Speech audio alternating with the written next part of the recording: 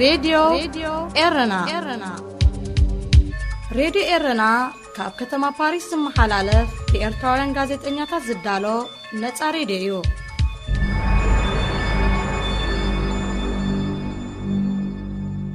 ሰላም ዝኸበርኩም ተኸታተልቲ መደባት ራድዮ ኤረና ብፍላይ ድማ መደብ ኣብ ግዜና ምስኹም ፅንሐሻ ገብረሃንሴ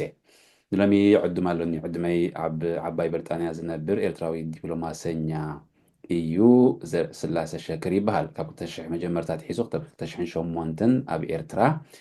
ብፍላይ ድማ ካብ 2000 መጀመርታ ጀሚሩ ክሳብ 2005 ኣብ ውሽጢ ኤርትራ ከም ዲፕሎማት ኮይኑ ይሰርሕ ነይሩ ድሕሪኡ ካብ 2005 ክሳብ 2008 ኣብ ወፃኢ ሃገራት ኮይኑ የገልግል ነይሩ ኣብቲ ሞያ ማለት እዩ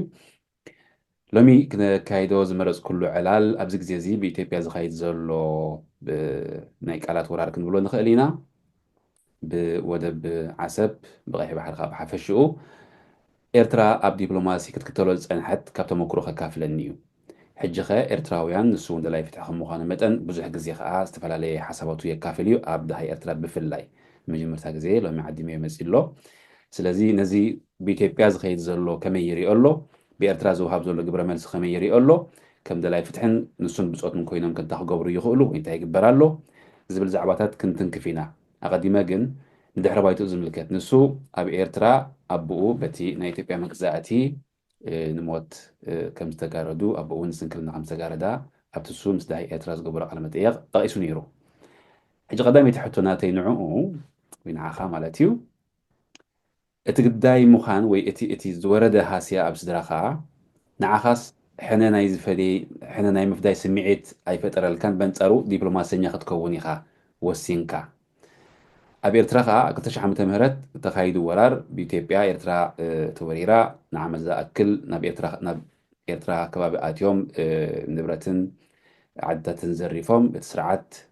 በዚ ቂምታ ሒዙ ክሳብ 2018 ፀኒሑ ኣብ ኢትዮጵያ ዝገበሮ ሓጅ ተራእየሎ ማለት እዩ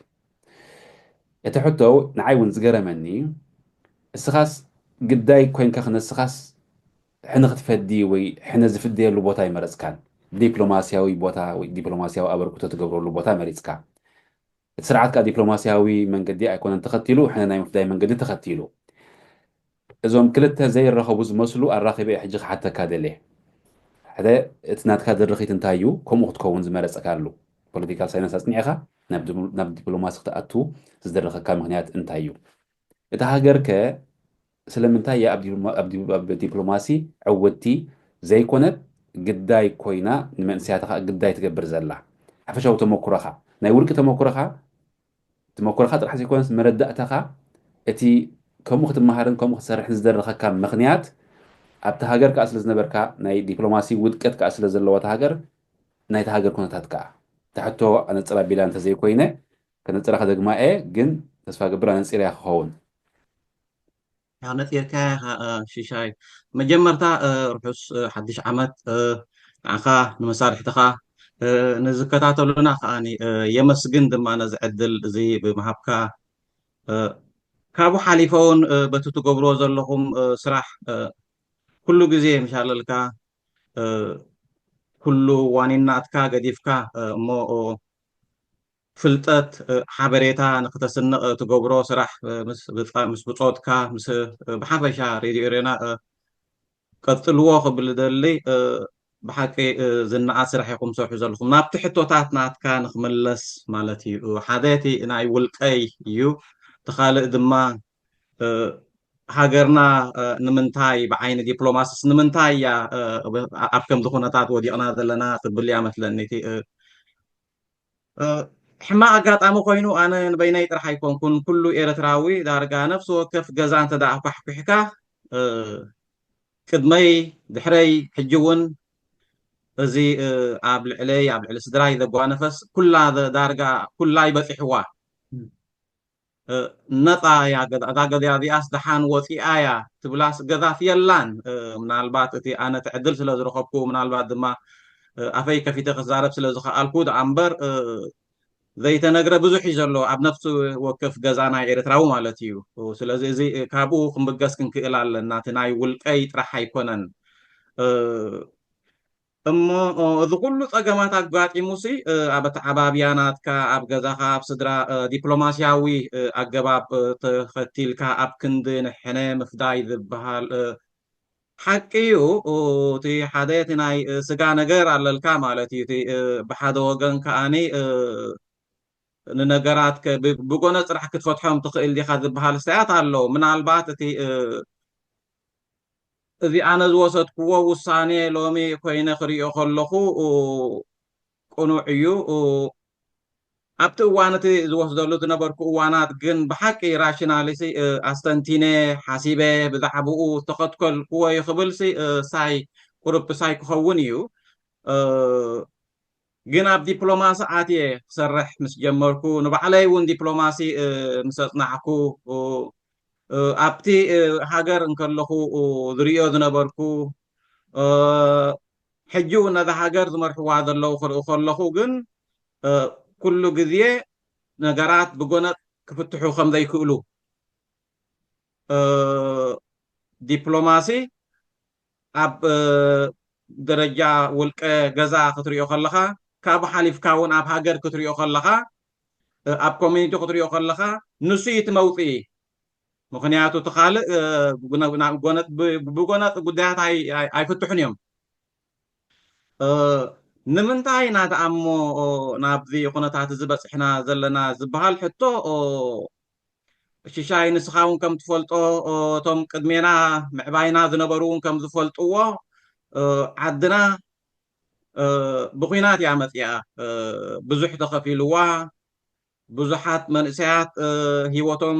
ሂቦም ዓበይቲ ስድራ ብኩናት እያ መፅኣ እዛ ንሪኣ እዛ ንፈልጣ ኤርትራ ማለት እዩ። እዚ ድማ ዝፈጥሮ ቁስልታት ኣሎ ማለት እዩ፣ በሰላታት ኣሎ። እቶም ተፍርዮም መራሕቲ እውን ነዚ ኩናት እዚ ዝመርሑ ዝነበሩ ብኡ ዝሓለፉ ንኡ ዝኣልዩ ኣብ ናይ ፀጥታ ቦታ ከይድ ኣብቲ ናይ ሲቪላዊ ምምሕዳራት ኪድ ኣብቲ ላዕሊ ቦታታት ኪድ እቶም ሓይሊ ኣለዎም ዝበሃሉ ኣብቲ ፓብሊክ ኦፊስ እቲ ናይ ቤት ፅሕፈታት ናይ መንግስታዊ ትካላት ሒዞም ዘለው እዚኣቶም ናይ ሰራዊት ቀጥታ ወይ ድማ ብተዘዋዋሪ እቲ ሜንታሊቲ ዘለዎም ሰባት እዮም። ሕጂ ዕድል እንተንገብር ምናልባት ኣብቲ ሰዓታት መጀመርታታት እውን ተደኣ ድሕሪት ገንፂልካ ንዕድል ረኺበ የፅንዕ እየ ንባዕለይ ንኡታት ስለዝትንትን ክርኢ ስለዝፍትን ሓደሽቲ መርሕነት የድልየና እዩ ንቴክኖክራትስ ናሃባ ነዛ ሃገር እዚ ትካላት ሚኒስትሪታት ዘሎ እቲ ብሙሉእ እቲ ካይዳታት ናትናሲ ብፍልጠት ዘለዎም ሰባት እስታይ ክንደቕ ክኽእል ኣለዎ ዝበሉ እነ ሃይለ ፎርመር ናይ ቀደም ሚኒስተር ጉዳያት ወፃኢናትና ዝነበረ ሕጂ ንኣብነት ናይ ሚኒስተር ብርሃነ ሳይ ኪዳነ ሳይ እንተዳሪኻ ኣብኡ ዝሰፍር ሰነዳት ኣሎ። ሕጂ ንኣብነት ናይ ሰመረ ሰሎሞን ክትሪኦ ከለካ ንኡታት ዝሓትት እዩ። ቴክኖክራትስ ብኡ ንደቆ ነዚ ሃገር ነዚ ኢንስቲቱሽንስ ብኡ ንምልኣዮ ዝብል እዩ። ንኡ ግን ዝነፅግ ሓይሊ ዘለዎም ወታደራውያን ኣማኸርቲ ብሙሉእ ሕጂ ንኣብነት ተዳሪኻ እቲ ናይ ፀጥታ ሓይሊ እቲ ናይ ሰራዊት ወላ ኣብቲ ድሕረ ባይታ ናቶም እውን ተደኣ ጠሚትካ ንነገራት ብዲፕሎማስያዊ መገዲ ንክፍታሕ ዘተባብዕ ኣካይዳታት ዘለዎም ሰባት ኣይኮኑን ነቲ ቀንዲ ቦታታት ሒዞሞ ዘለው። ብሰንኩ ኢና ድማ ኣብ ክንዲ ብዲፕሎማስያዊ ብዘተ ንፈትሖ ንፀገማት ኣብ ቀዳምነት ንኩናት ገፅና ንኸይድ ማለት እዩ። እቲ ኩናት ግን ብሙሉእ ናትና ፀገማት እዩ ክብል ኣይክእልን እየ። ነዚ ካብ ሓቂ ዝረሓቀ እቲ ኩንነት ናይ ኤርትራ ኣብ ሓቂ ከነምጦ ክንክእል ኣለና። ግን ከመይ ጌርካ ትወፆ ዝበሃል ሕቶ ግን እቲ ሚሊታሪ ሜንታሊቲ እዩ ዘለና። እዚ ወታደራዊ ሜንታሊቲ እዚ ድማ እስታይ ክኸውን ክኽእል ኣለዎ ብቴክኖክራትስ ክምራሕ ክኽእል ኣለዎ ዝብል ርእቶ እዩ ዘለኒ። ፅቡቅ እቲ ናይ ውልቅኻ ምናልባት ሕቶ መፂኒ ክውስኸልካ እየ። ንግዚኡ ግን ናብቲ ናይቲ ሃገር ጉዳይ ክትሰግር ኢና። ብፍላይ 2009 ዓመተ ምህረት እቲ ኤርትራ ዝለዓለ እገዳ መፂኒ ትብሎ ወይ ኢላ ክትገልፆ ንብዙሕ ኩነታት ናይቲ ሃገር ከም ምክንያት ዝገልፅዎ ዓመት ይውን ብዘለካ ዝኽሪ ብዘለካ መረዳእታ እቲ እገዳ ክተርፍ ይኽእል ነይሩ ዶ? مسكونخ بمتعزصاف بميلا بطبب كلغس يخل نير دو قلطيفو كساب كتشحن 18 ابي احمد نفس الان كساب زصبي نيرو دو ولا درقنا اتي نهزبخا عالم انصارنا يا زبل بهلو امينكا طرح بدرق منقد مخاد سلز تمرص እዩ ኣነስ ክእለ ምኽኣለ ዝብል መረዳእታ እዩ ዘለኒ እዚ ድማ ካብቲ ቴዎሬቲካል ዘይኮነ ካብቲ ኣብቲ እዋን እቲ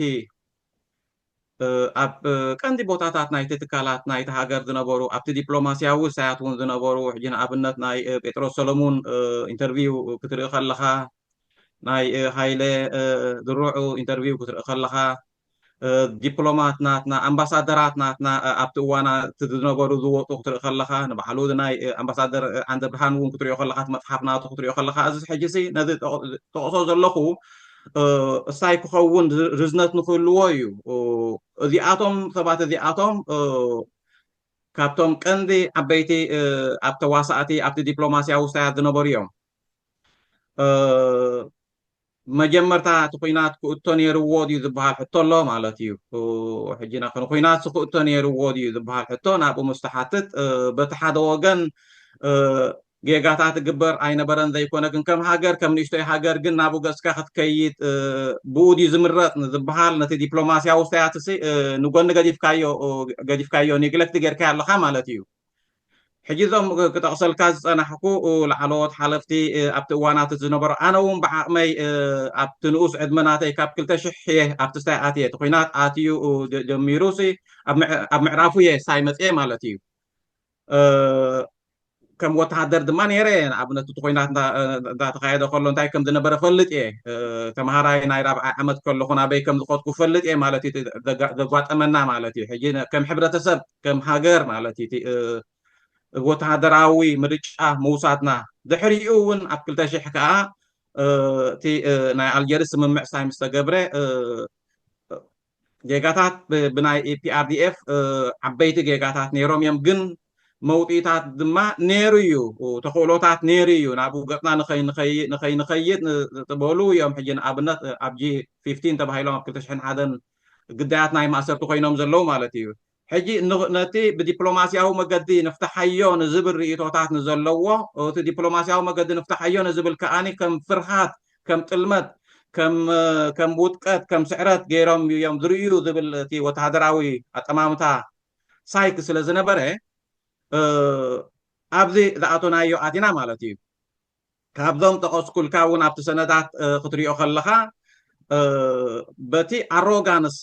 ናይ ኢሳያስን ኣብ የማነ ፀጋሙ ዘለውን እዩ ናይ ክሳብ 2018 ዝወረደና ሳንክሽንስ እቲ ኣይዞሌሽንስ ከም ሃገር ማለት እዩ ንባዕሉ እውን ናይ ቁጠባ ብሙሉ ማለት እዩ ዳርጋ ብርሰት እዩ ሳይ ገይሩ ሕጂ እቲ ካብቲ ኣሮጋንስ ዝብገስ እዩ ምክንያቱ ንኸምኡ ብዲፕሎማስያዊ መገዲ ንፍታሓዮ ንዝብል ክሰምዕ ዝኽእል ርእሲ ኣይነበረን ኣብ የማነ ፀጋም ናይቲ ሰብኣይ ድዩ እቲ ሰብኣይ ማለት እዩ ከምቲ ዝበልኩኻ እቲ ትካል በቲ ሚሊታሪ ማይንድ ዘለዎ ብጎነት ፅራሕ ክፈትሕ ዝደሊ ሓይሊ ብኡ ዝተዘፍዘፈ እዩ ነይሩ ሕጂ ክፍታሕ ይከኣል ነይሩ እዚ ኩሉ ኣይምወረደናን ግን ካብቲ ብፍልጠት ክምራሕ ዘይደሊ ንኣብነት ኣብ ሚኒስትሪ ጉዳያት ወፃኢ ከም ቢምቦሪ ማይ ሓዊ ምስ ነደደ ማይ ንምጥፋእ ዝጥቀመሉ ትካል እዩ ነይሩ እዚ ድማ ናይ ሓደ ሚኒስተር ናይ ጉዳያት ወፃኢ ዝበሎ ጥራሕ ዘይኮኑ ኮንሲኬቲቭሊ ኣብቲ ሚኒስትሪ ዝኣትዉ ዝነበሩ ዲፕሎማትስ እውን ዝብልዎ እዩ ክሊርሊ ዲፋይን ዝኾነ ዲፕሎማቲክ ፖሊሲ ፎሬን ፖሊሲ ዘይብሉ በቲ ስርዓትን እቲ ናይ ፀጥታ ሓይልታት ናቱን ሳይ ዝኸውን ሳይ ኣካይዳታት ኮዩ ዘለና እዚ ኩሉ ግዳያት እዚ ክሳብ 2018 ዘጋጠመና ሕጂ እውን ዘጋጥመና ዘሎ እዩ ዝብል መረዳእታ እዩ ዘለኒ ወናብዚ ናይ ሕጂ ክንመፅእ ኢና ግን ክሳብ 2018 ናብ ዝነበረ ዓመታት ንኣብነት ንስኻ ሕጂ ክሳብ 2008 ናብቲ ማለት ምስ ስርዓት ከለኻን ኣብቲ ሞያኻ ኣብቲ ቦታኻ ከለኻን እንታይ ትገብር ነርካ ንስኻ ብውልቂ ንኣብነት ምስ ናትካ ዲፓርትመንት ኮንካ እንታይ ትገብር ነርካ እንታይ ትገብሩ ነርኩም ማለት እቲ ሃገር ዘድልያ ነገር ዲኹም ትገብሩ ነርኩም ቤተ መንግስቲ መምርሒ ተዋሂብኩም ማላስ ዝኾነ ጉጅለ ከም ትብሎ ዘለኻ ዘድልዮ ኢኹም ትገብሩ ነርኩም ንዓኻ ዝስማዓካ ዝነበረ ስምዒት ከመይ እዩ أبغى نبر تسفى كميو أبغى نبر تسفى مغراض كميو بتاع سبب زبالة سخر سر حز نبر كابوتا تنريو خلنا حكيتي أنا حجز عدلات نيرني مجمر تابت ستايب أبتجدا دعاتو كله دناي هورن أوف أفريقيا إن رئيس يونيز بحال بقندو دمادي ناي كوينات ناي جيتشات سايد نبرالي ما بحث جديا ناتي ون دخونا تات ناي توبيا ساي نوزو تمت سايد أبتدس كتير نيرين كابو حليف كاون دقمت وطاقون حجز بمولو قطريو خلها እትስር ዓዝ ደልዮ ሓበሬታ ናብ ምድህሳስ ዝተዋፈረ ዲፕሎማስያዊ ውሳያት እዩ ዘለና ነይቲ ሃገር ብፀጥታዊ ዓይኒ ማለት እዩ እንታይ ትገብር ኣላ እንታይ ትብል ኣላ እቲ ሜድያ ዘሎ ምድህሳስን ነቲ ሓበሬታታት እቲ ምእካብን እቲ ስርዓት ክሰምዖ ዝደሊ ንኡ ምቕላብን እዩ እቲ ስርዓት ናይቲ ዲፕሎማስያዊ ውሳያት እዚ ሓደ ወገን ናት እዩ ናብ እቲ ካልእ ወገን ብሙሉእ ተወንዚፉ ማለት እዩ ተቆጠባዊ ዝበሃል እቲ ናይ ወፍሪ ዝበሃል እቲ ንባዕሉ እቲ ካልቸራል ዝበሃል ንባዕሉ እቲ ሕግን ብኸመይ ዓለም ብኸመይ እያ ትሰርሕ ዝበሃል እዚ ሳያት ተኣልዩ ማለት እዩ መን እንታይ ይግበር ኣሎ ናይ መራሒ ናይ ሃገራት ናይ ምዕራብ ወይ ድማ ኢትዮጵያ ምስ መን ተራኺባ እቲ ናይ ፀጥታውን ወተሃደራውን ፖለቲካውን ሳይ ዝጠመተ ጥራሕ ናብኡ ነቲ ሓበሬታታት እዚ ዝትንትንን ነቲ ሓበሬታታት እቲ ሳይ ዝኸውንን እዩ ትካል እዩ ተጠርዩ ካልእ ምስኣት ኣሳሲራ ትኸይድ ከኣኒ እቲ ዲፕሎማስያዊ ሳያት ተዳሪኻ ዜጋታት ኣብ ኤርትራውያን ዜጋታት ኣብ ደገ ዘለዉ ብኸመይ ነቲ ቁጠባዊ ፀጋታት ናቶም ትጥቀመሉ ከመይ ጌርካ ትውድቦም ማሕበረኮማት ተዳ ኮይኑ እውን ከመይ ጌርካ ነቲ ርእቶታት ናይቲ ስርዓት ከቃልሕ ዝኽእል ወይ ድማ ንኡ ናብቲ ሕብረተሰብ ከስርእ ዝኽእል ሰባት ኣምፂካ ነቲ ቦታታት እትትመልኦ ንሱ እዩ ነይሩ ሕጂ እቲ ከም ሃገራዊ ትካል ንሃገር ንልምዓት ናይ ሃገር ንዕቤት ናይ ሃገር ድማ ሓደጋ ይወጥቃ ከም ዘሎ ዝትንትንን እቲ ናይ ወፃኢ ጉዳያት ናይቲ ሃገር ጠሚቱ ድማ ንፖሊሲ ኦፕሽንስ ዝህብ ትካል ኣይኮነን እቲ ሚኒስትሪ ጉዳያት ወፃኢ ክሳብ ሕጂ እውን ኣይተቐየረን ንሱ እዩ እቲ ትካል ከም ውልቀ ሰብ ከም ጉዱስ በዓዱ እንታይ ስማዓካ ነይሩ ንስኻ ካልአይቲ እሞዝስ ካብቲ ናይ ዲፕሎማሲ ዓለም ወይ ከዓ ቋንቋ ወፂስ ናብ ናይ ፀጥታን ናብ ናይ ስለያን እዩ ዝኸይድ ነይሩ በዚ ትብለን ዘለኻ እሞ ሕጂ ንዓኻ ዝስማዓካ ዝነበረ ስምዒት እንታይ ነይሩ ክትዝክሮ ከለኻ እዚ ሕማቕ እዩ እቲ ስርዓት ዘግዘፈኒ እውን ንሱ እዩ ምክንያቱ ከምቲ ዝበልካዮ እቲ ዝመፃእክዎ መጣጥኣ ነይሩ ትምኒታት ነይሩ ነቲ ሃገር ንክትከውን ነብስኻ ንክትከውን ኣብ ዓድኻ ሳይ ንክትከውን ኣብቲ ሚኒስትሪ ዝነበሩ በብሓደ ተስሒቦም ክጠፍኡ ይርኢ ነይረ መጨረሻ ሳይ ዝጠፍአ ዕማሮ እዩ ሕጂ ንኣብነት መሳደር መሓመድ ዓሊ ዕማሮ ምሳይ እዩ ነይሩ ኣነ ምስኡ እየ ነይረ ሕጂ እቲ ስምዒታት ትሪኦ ኢኻ እቲ ሃገር ከመይ ኮይና ትብተን ከም ዘላ ብምሉኡ ምሻለልካ ብከምዚ ኢልካ ክትገልፆ ትኽእል እስታይ ኣይኮነን ምክንያቱ ኣብቲ ኩነታት እቲ ምስ በፅሓካ ድማ ንመን ኢኻ ተገልግል ዘለካ ዝበሃል ሕቶ መፅእ ኣብነታት ኣብ ገለ እዋናት እዚ ኤምባሲ ዝሰርሕ የለን ከምቲ ዝግባእ ብዓይነቲ ወፃኢታት ናይቲ ኤምባሲኒ እቲ ስራሓትን እሞቲ ንሕና ንገብሮ ዘለና ብሓንታ ይኸይድ የለን ዝበሃል ሓበሬታታት ዝተላእከሉ እዋናት ነይሩ ኣብ ሓደ ትካል ኣብቲ ዝነበርኩሉ ጃስት ንእሽተይ ሳይ ቢሮ ገይሩ የማነ ቻርሊ ከም ዘለዎ ይቐፅል ዝብል ሳይ እዩ ሕጂ ንኣብነት እንታይ ክብለካ ነዚኣ ሓንቲ ኣብነት እያ እዚኣ እዛ ኣብነት እዚኣ እንታይ እያ ተርእየካ ነቲ ሃገር ክኸውን እዚ ይሰርሕ ኣሎ እዚ ይሰርሕ የለን ብከምዚ እንተሓርየናዮ ይሓይስ ዝብል ርእቶ ይድለ ይነበረን ክህሉ እውን ኣይድለን እዩ ምስ ዝህሉ ድማ ተሃራማይ እዩ ብዙሓት እቶም ከምቲ ዓይነት ርእቶታት እቲ ዝነበሮም ጠፊኦም እዮም ኣብ መጨረሽታ ኣነ ከም ሰብ እኮ መተዓቢተይ መሳተይ ኣበይ ከም ዘለዉ ትኻ ትፈልጥ ኢኻ ኣብ ዝርዝርን ገለመለን ኣይንኸይድን ምክንያቱ ኣነ ከም ሰብ ነቲ ስርዓት ከገልግሎን ዝደሊ መዓብየኹ ሳይ ምኾንኩ ግን ምስ ኢንተግሪቲ ናተይ ዝኸይድ ኣይኮነን እቲ ሃገርሲ ዘምፅዋ ኣለዉ እቲ ሃገር ብውሕዳት ንኣኣ ክኾንዋ ዘይክእሉ ግን ብስማ ዝገፁ ሰባት ኣለዉ ነዚ ስለ ዝተረዳእኩ እየ ካብቲ ስርዓት ተኣልየ እምበር እቲ ዳርጋ 20 ዓመት ኮይኑ ኣሎ ንስደት መሪፀዮ ደልየዮ ኣይኮነን ተረዲኒ ከም ዝመስለኒ እዚ ኣንግል እዚ ብዙሕ ኣይተንከፈን ብዛዕባ እዚ ብዕምቀት ዝፀሓፉ ከዓ ብዙሕ ኣይረኣኹን እንተለዉ ከዓ ክትነግረኒ ትኽእል ኢኻ ግን እሞስኻስ መፅሓፍ ትፅሕፍ ዘለኻ ክትፅሕፍ ትሓስብ ዘለኻ እዚኣ ኣይትመልሰሊ ሕጂ ከም ኣሳይመንት ንዓኻ ክገድፈ እየ ብዛዕባ እዚ ተመክሮኻ ብዙሕ ግዜ ክንመፅእ ብዙሕ ግዜ ክንዛረብ ክንፍትን ኢና ኣነ ክዕድመካ ክፍትን እየ ምስ ሰናይ ፍቓድካ ማለት እዩ ናብ ሕቶይ ክሰግር እየ እሞ ኤርትራስ በዚ ትብለን ዘለካ መንፅርሲ ኤርትራስ ኣብ ዲፕሎማስስ ኣይተዓወተትን ወይ ከዓ ኣይተዓወተትን ዘይኮነስ ኣይፈተነትን ኢና ንብል ዘለና ማለት እዩ ምዕዋት ምስ ድሕሪ ምፍታን እዩ ዘሎ እሞ ኤርትራ ግን እንትርፎን ዘይጋታታ ምስላይ እንትርፎ ኢትዮጵያ እንታይ ትብላላ ምቁፅፃርን ምስላይን ብዲፕሎማሲ መንገድስ ፅዒራስ ኣይትፈልጥን ትብለኒ ኣለኻ ማለት እዩ ኣይተዓወተትን ዘይኮነስ ኣይፈተነትን ትብለኒ ኣለኻ ማለት እዩ ኤርትራ ዲፕሎማሲ የብላን ሕጂ እቲ ንዓይ ዝሕዝነኒ እንታይ እዩ እቲ ስርዓት ንሰባት ንሕብረተሰብ ፍልጠት ብምኽላእ እዩ ነቲ ሃገር ዝመርሓ ዘሎ ዲፕሎማሲ ኢሳያስ ናብ ሓደ ሃገር ስለ ዝበፅሐ እሞ ወይ ድማ ምስ ሓደ ፕሬዚደንት ስለ ተዛረበ ኣብ ዓመት ድዩ እሞ ተመላሊሱ ውሽጢ 3-4 ወርሒ ድዩ ናብ ሓደ ሃገር ምስ ስለ ዝኸደ ንሱ ይኮነን ዲፕሎማሲ ሓደ ነብሱ ዝኸኣለ ብኢንስቲቱሽን ሳይ ዝህነፅ ሳይ ናቱ ኣገባባት ሳይ ዘለዎ ልክዕ ከምቲ እቲ ናይ ውሽጢ ዓዲ ፖሊሲታትን ኣካይዳታትን ናይ ሓደ ሃገር ሳይ ማዕርዩ ከዓኒ ናብኡ ዝተወፈየ ከዓኒ እቲ ናይ ወፃኢ ጉዳያት ናይቲ ሃገር ሳይ ዝገብር ብቁጠባዊ መልክዕ ናቱ በቲ ናይ ፀጥታዊ መልክዕ ናቱ ፖለቲካዊ መልክዕ ናቱ ዓበይቲ ስታያት ኣሎ ሕጂ ኤርትራ ይጀመረቶን ዲፕሎማሲ ክትጅምሮ እውን ኣይተደልየን ዘይኮነ ብከምኡ ክነብር ዝኽእል ኣይኮነን እቲ ስርዓት እንተ ዲፕሎማሲ ክሰርሕ ተፃፅኣ ኮይኑ ኣብቲ ማሕበረሰብ ኣቲኻ ኣብቲ ግሎባል ኢንስቲቱሽንስ ሪጅናል ኢንስቲቱሽንስ እቲ ክልቲኣዊ ዝምብልናታት ኢንስቲቱሽናላይዝድ ወይ ኦፍ ወርክ ምሻለልካ ትካላዊ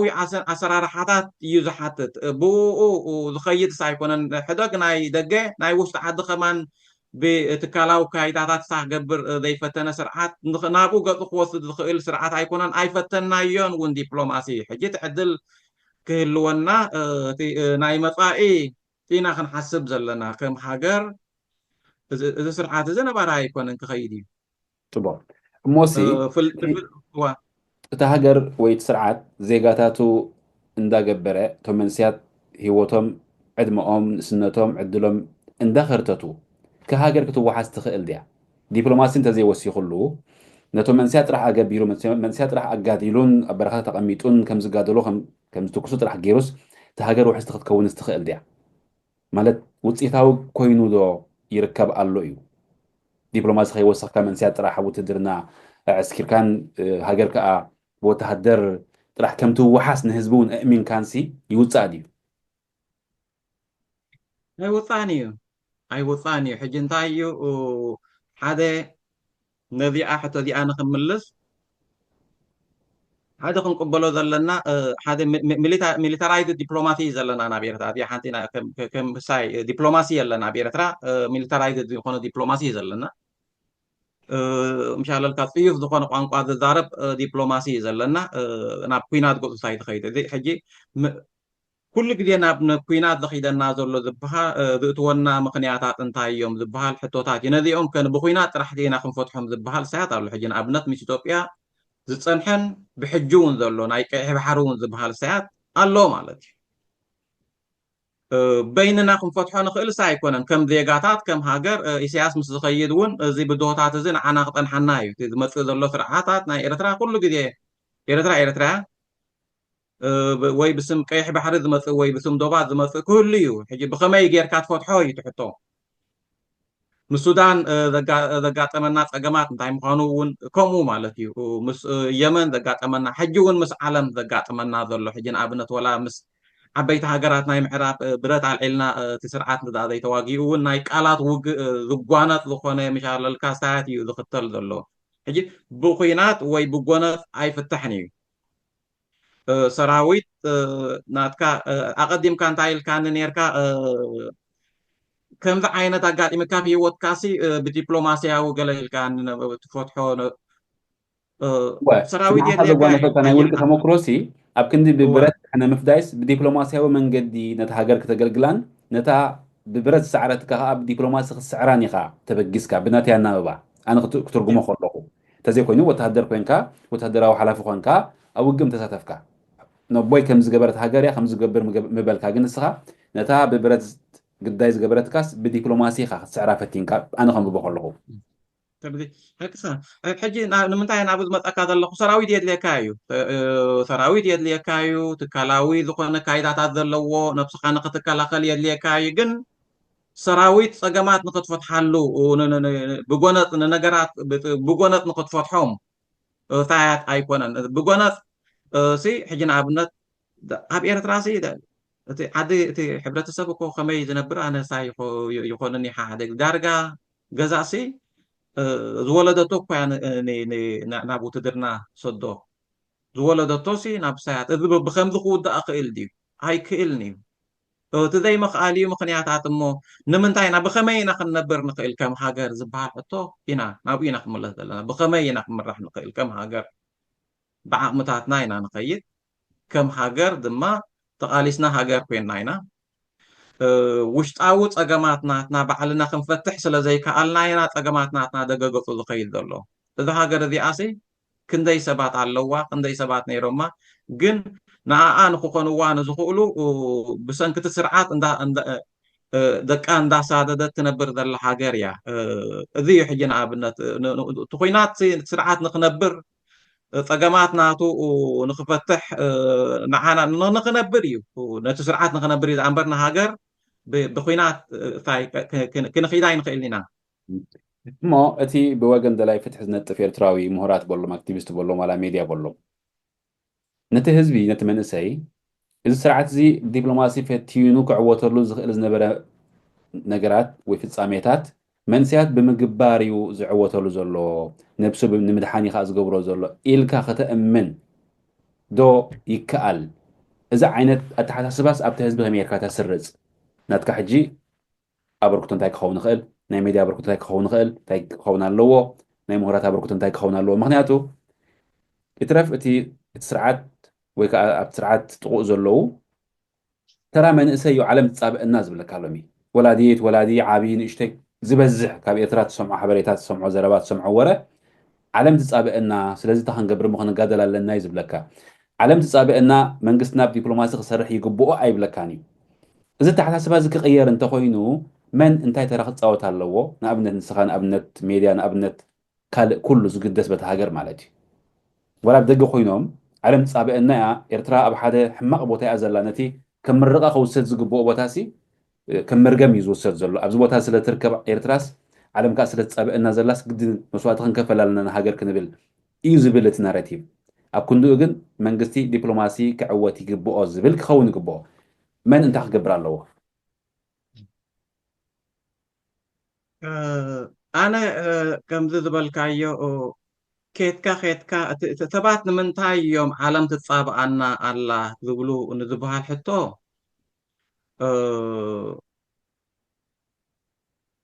ሕማቕ ኣጋጣሚ ኮይኑ ዳርጋ 20 ዓመት ፕላስ ኮይኑ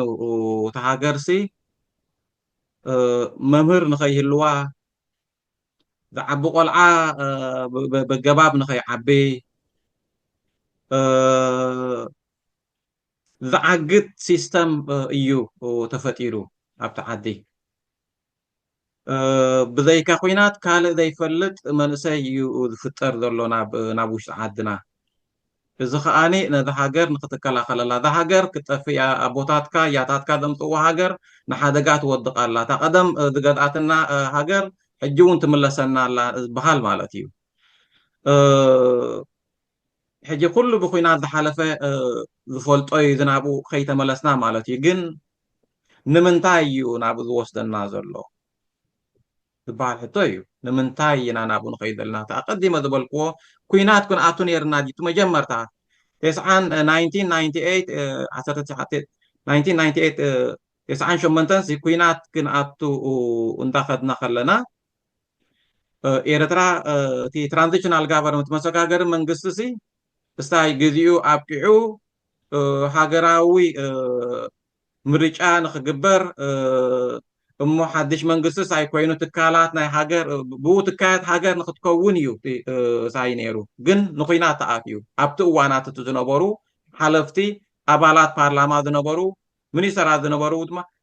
ኮንሳልት ከይኮንና ኢና ኩናት ወሲድና ከይዱ ዝበሃል ማለት እዩ ሕጂ ንኣብነት ክንኣቱ ነርና ዲና ዝበሃል ሕቶ ካብኡ ዝጅምር ማለት እዩ ሕጂ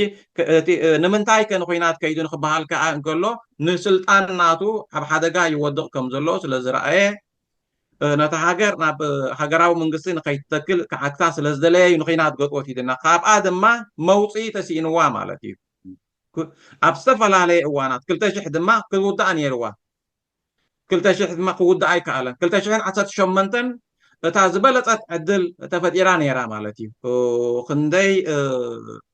ካብ 98 ክሳብ 2018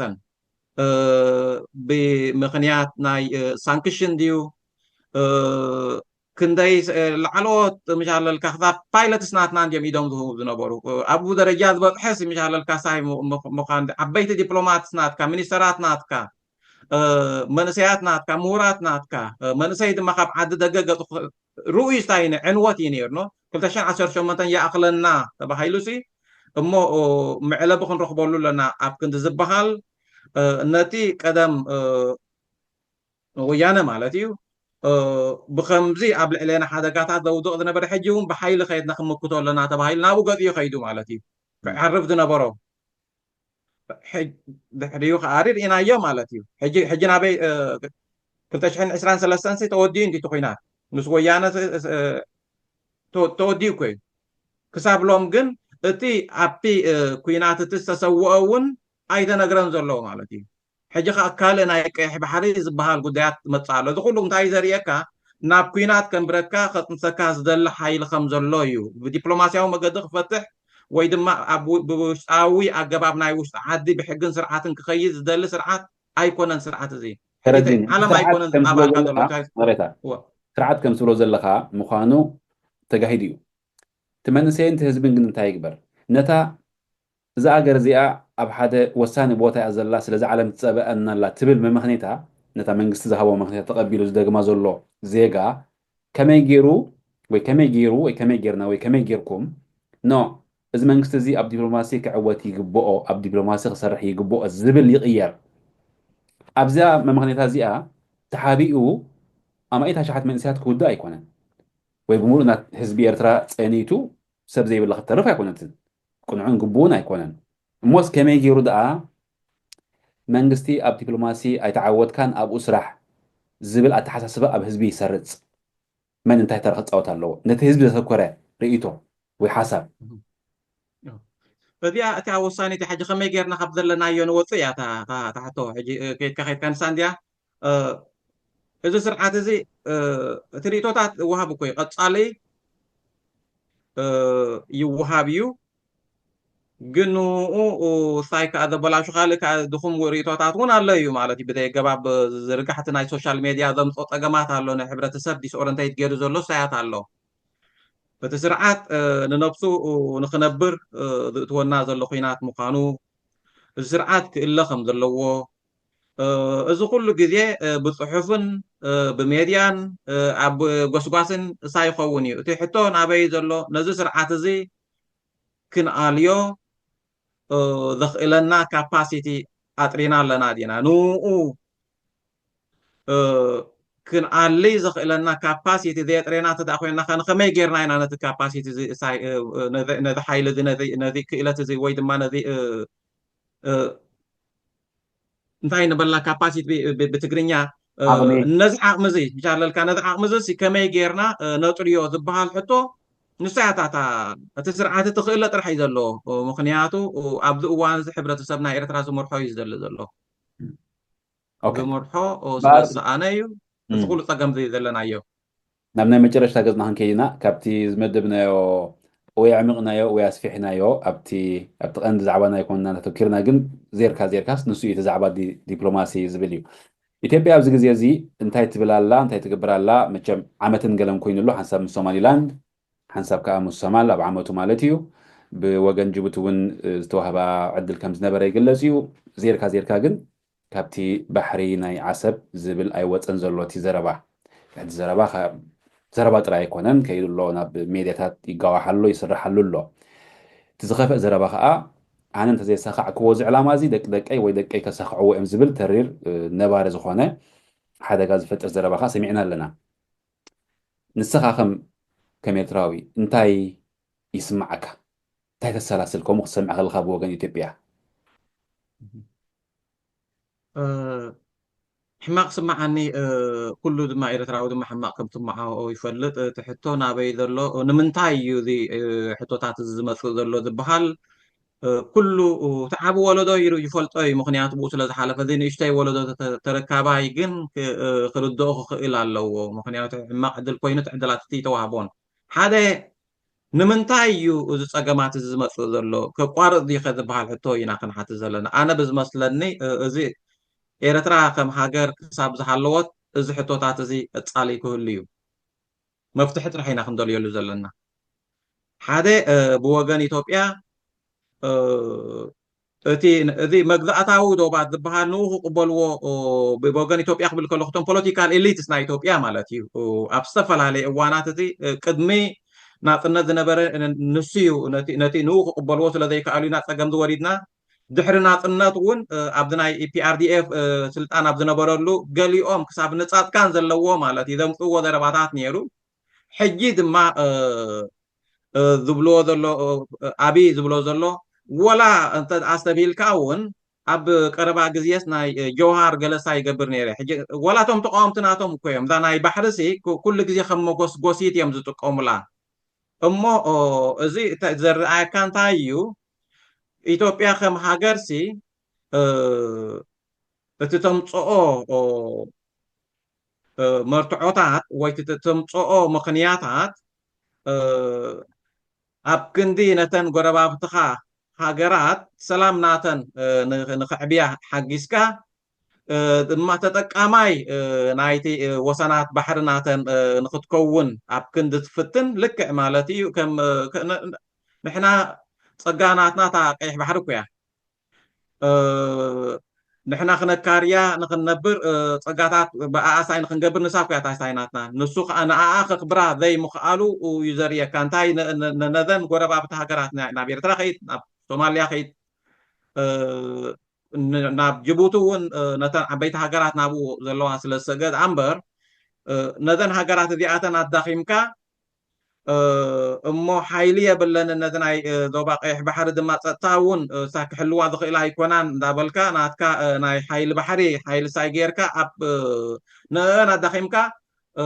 ወናኒ ሳይ ንክትከውን እዩ ዝስራሕ ዘሎ እዚ ቀፃሊ ክህሉ እዩ ብወገን ናይ ኢትዮጵያ ንሕና ክንዳልወሉ ዘለና ኮይኑ ስምዓኒ ብከመይ ኢና ክንወፆ ንዝበሃል ሕቶ ነዚ ሕቶታት እዚ ክንሓትት ክንክእል ኣለና ኣነ ብዝመስለኒ ግን ንሶም ኢትዮጵያ ጥራሕ ዘይኮኑ ክሕመዩ ዘለዎም ንሕና እውን ኣብ ውሽጢ ዓድና ብሓቂ ምሻለልካ ወደባት ናቱ ከካሪ ዝኽእል ናቱ ፀጥታ ክሕሉ ዝኽእል ሃገር ክንከውን ክንክእል ኣለና እዚ ከይንኸውን ግን እቲ ስርዓት ተዓጊትና ኣሎ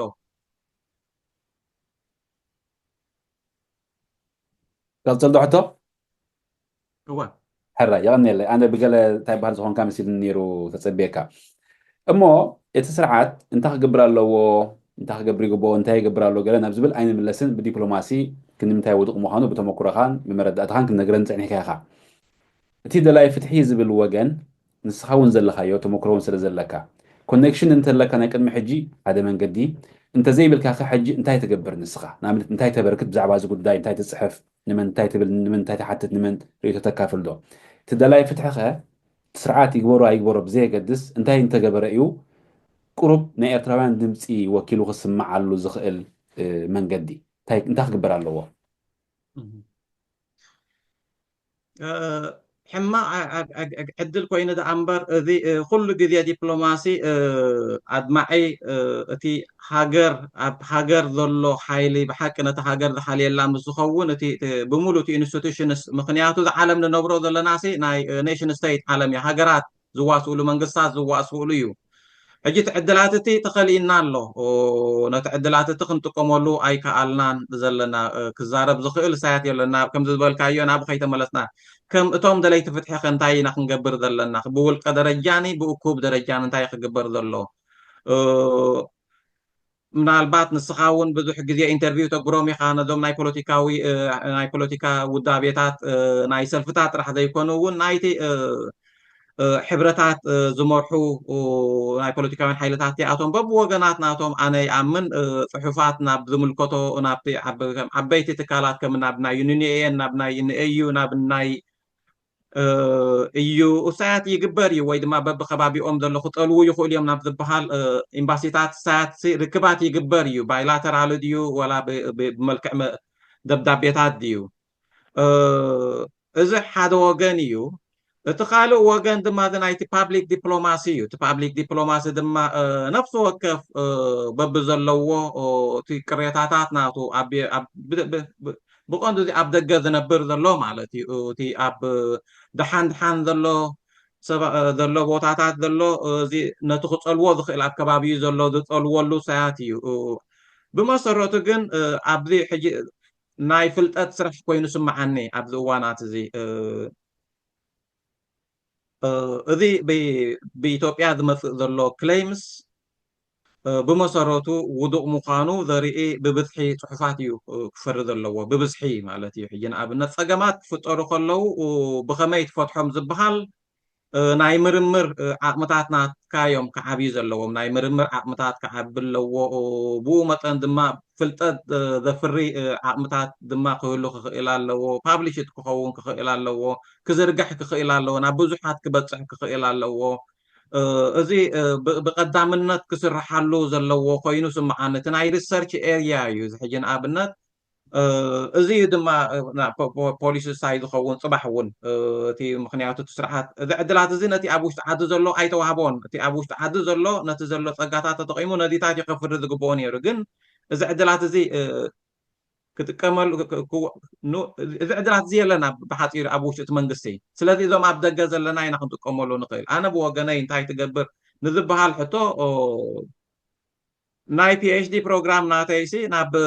بمسرته ذات أجمعنا عدنا نابو ساي نمنتاينا نابز لنا نمنتاينا كنا نابز لنا بخمي كيف فتح يخيل زبهال مود أتاجن ذي جبر كله زلخو ونابو يوتيناي PhD program ناتي أو فيه ساي زلخو مالتي مقنعته كم سب